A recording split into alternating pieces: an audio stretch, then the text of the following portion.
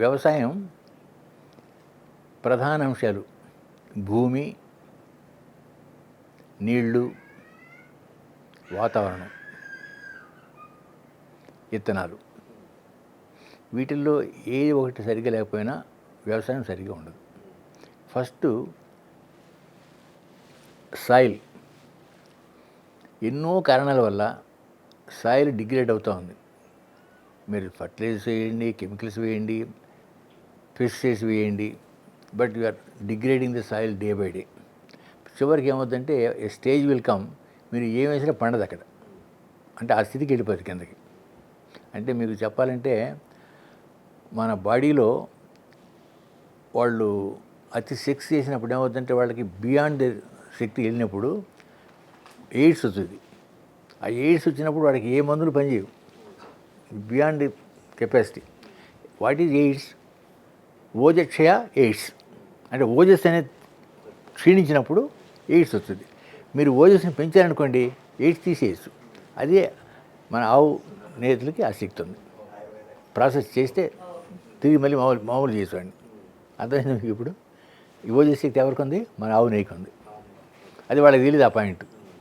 వాళ్ళ మందులు వాళ్ళకు ఉంటాయి.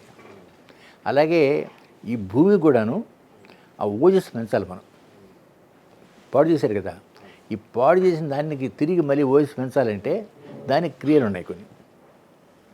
ఒకటి ఏంటంటే హిమాలయాల్లో మంచి ఔషధాలు దొరుకుతాయి. వాటితో తయారు చేసి భూమి కలిపినట్టు కూడాను అవి తయారవుతాయి. కానీ అవి తీసుకురావటం, వాటి కాస్టు మన వల్ల కాదు. రైతులు ఎంతోమంది మామూలుగా ఉంటారు, వాళ్ళకి ఎన్ని అయిపోయే పని కాదు. అందుకొరకు ఆలోచించేంటంటే ప్రతి గ్రామంలో సులభంగా ఏ వస్తువులు దొరుకుతాయి, వాటితోటి ప్రాసెస్ తయారు చేసాం. అందులో మీకు ఫర్ ఎగ్జాంపుల్ ఆవు మజ్జిగ, ఆవు మూత్రం, ఆవు పేడ, ఇవన్నీ దొరుకుతాయి కదా పల్లెటూళ్ళలో. నెక్స్ట్ జింజర్ అంటే అల్లం, బేసిన్ పౌడర్, శనగపిండి, తర్వాత ఇట్లా చిన్న చిన్న ఐటమ్స్.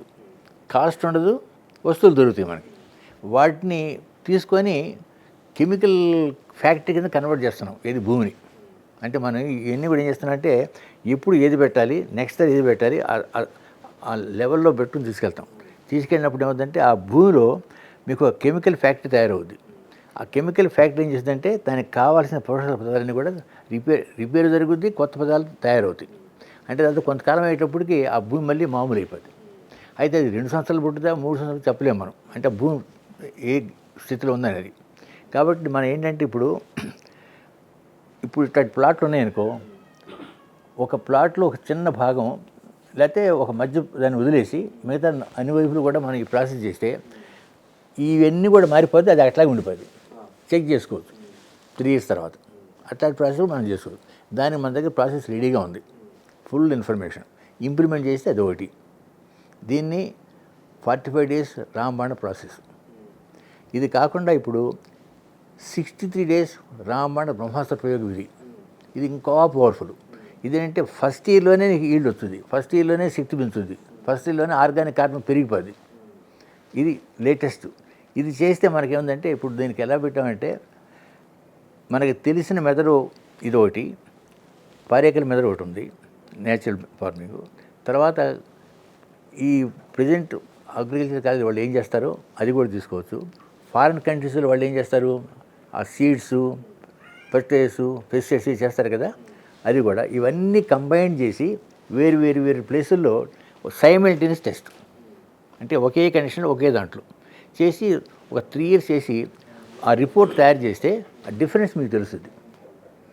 అంటే కంబైన్డ్గా అన్నీ చేసినప్పుడు ఆ డిఫరెన్స్లో మీకు ఏమవుతుందంటే ఈ మన ప్రాసెస్ ఉందే ఫర్టైల్గా అవుద్ది, ఈల్డ్ బాగుంటుంది, దాని ప్రాపర్టీస్ ఎనర్జీ విరుగుద్ది, అన్నీ బాగుంటాయి. దాంట్లో ఉండవుగా మీకు. ఇది ప్రాక్టికల్గా చేసి జరిగేది. దీనికి అగ్రికల్చర్ యూనివర్సిటీలో చేస్తే పని అవుద్ది. ఎందుకంటే ఆల్ ఓవర్ ఇండియా కావాలి కదా, అంటే ఒక చోట కాదు అన్ని చోట జరగాలి. అప్పుడే తేడా తెలుస్తుంది మనకి, ఏ భూమి అయినా సరే. ఇది ఒకటి సాయిల్. నెక్స్ట్ వచ్చేటప్పటికి సీడ్స్.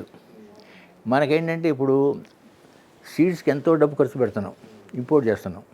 అలా కాకుండా న్యాచురల్ సీడ్స్ మనకు ఉన్నాయి కదా, కొన్ని దొరుకుతాయి కదా. ఈ న్యాచురల్ సీడ్స్ని హై పోటెంట్ సీడ్స్కి ఎలా మార్చాలి, దానికి ఒక ప్రాసెస్ తయారు చేసాం, స్టేజ్ 1, 2, 3 అని.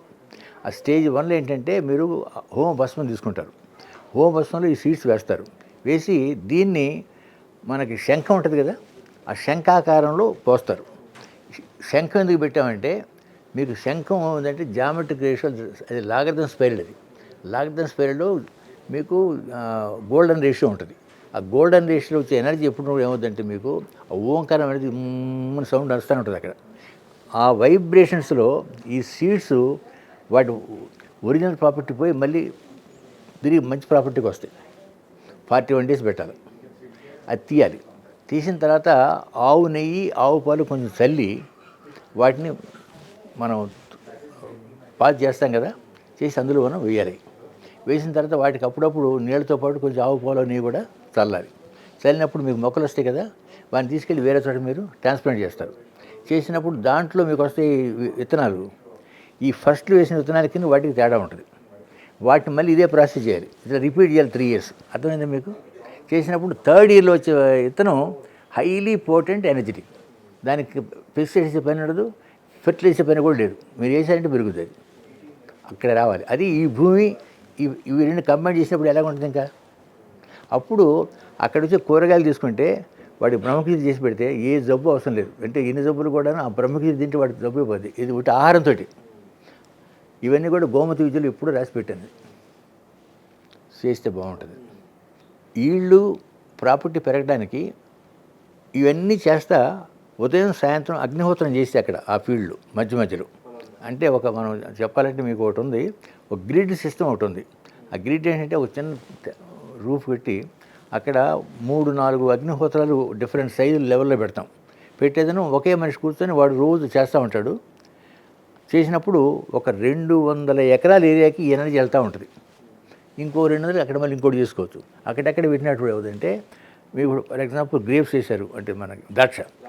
ఇప్పుడు మీరు మామూలు ద్రాక్షను ఇది చేసిన తర్వాత ద్రాక్ష తేడా ఏంటంటే అక్కడ ఈల్డ్ పెరుగుద్ది, టేస్ట్ పెరుగుద్ది, అన్ని ఎనర్జీ పెరుగుద్ది. అంటే చూడండి ఇది చేసేందువల్ల అంటే మనం భూమికి చేస్తున్నాము, ఇటు సీడ్స్ చేస్తున్నాము, ఇటు అగ్నిహోత్రంతో ఈ 3 చేసేటప్పటికి మీరు ఊహించుకోండి ఎలాగుంటుందో. ఆ తర్వాత మనం ఏగాలు చేస్తాం కదా వర్షానికి, ఆ నీళ్ళలో మామూలుగా ఏంటంటే మనం మామూలు నీళ్ళకి మీకు ఎగ్జాంపుల్ చెప్తాను. ఒక వర్షం చేసేటప్పుడు అన్నం వండిన అన్నం ఒక బయట పెట్టిన నీళ్ళలో వర్షానికి అది కనుక తొందరగా పాడైపోయిందంటే కలుషితం, అంటే వాతావరణం సరిగ్గా లేదు. అది అలాగే ఉంటే ఉందంటే మంచి నీళ్లు పడ్డాయి అక్కడ, దాన్ని దివ్యోదకం అంటారు. మనం యాగం చేసినప్పుడు పడే వర్షం దివ్యోదకం అంటే దాంట్లో పర్ఫెక్ట్గా ఉంటుంది. ఆ నీళ్లు పట్టేటప్పుడు భూమికి బలం పెరుగుద్ది. ఇది ఒకటి. రెండోది మీరు యాగం చేసినప్పుడు పైన మేఘాలు గర్జనలు వస్తాయి, ఏమంటారు దాన్ని, మెరుపులు వస్తాయి. ఆ మెరుపుల్లో ఏమవుతుందంటే అక్కడ మీకు నైట్రేట్స్ ఫర్టిలైజర్స్ సొంతంగా తయారవుతాయి. అక్కడ తయారై నీళ్ళలో వచ్చి భూమి పడతాయి. అంటే మీరు బయట నుంచి ఆడటం లేదు, క్రియేట్ చేస్తున్నారు మీరు ఉన్న అట్మాస్ఫియర్లో నుంచి. ఇవన్నీ లాభాలు ఇందులో.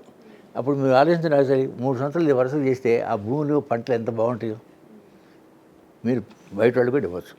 ఇప్పుడు దీన్ని ఆధారం చేసుకొని మనం ఈ విశ్వవిద్యాలయం, గోమతి విశ్వనాథ ధామాలు వీటన్నిటిలో కూడాను ఈ క్రేయిలే పెట్టబోతున్నాం. పెట్టినప్పుడు ఏంటంటే అక్కడ ఈల్డ్ ఎక్కువ అవుద్ది, తర్వాత సర్ప్లస్ కూడా అవుద్ది. వాళ్ళకి సెల్ఫ్ సఫిషియెంట్ అయిపోతారు. అక్కడ ఉండోళ్ళు తినచ్చు, బయట వాళ్ళకి ఇవ్వచ్చు. They are bound by existing rules. వాళ్ళు ఒప్పుకోరు. వాళ్ళు అక్కడ ఆ పై కంపెనీ ఏం చెప్తారో వాళ్ళు చేస్తారు. అంటే చేస్తే మనకేంటంటే వాళ్ళ వరకు వెళ్లకుండా మనం విశ్వనాథ ధామాలు చిన్న తయారు చేసుకొని క్రియేట్ చేసుకొని తయారు చేస్తే వీటి ఉత్పత్తి చూసుకొని జనం మిగతా వాళ్ళు కూడా చేస్తారు. అందరు జనం చేశారనుకోండి, మన వాళ్ళతో సంబంధం లేదు, యూనివర్సిటీకి సంబంధం లేదు, వాళ్ళ పాటు వాళ్ళు ఉంటారు. మరిన్ని అప్డేట్స్ కోసం బ్యాక్ టు రూట్స్ యూట్యూబ్ ఛానల్ని సబ్స్క్రైబ్ చేసుకోండి.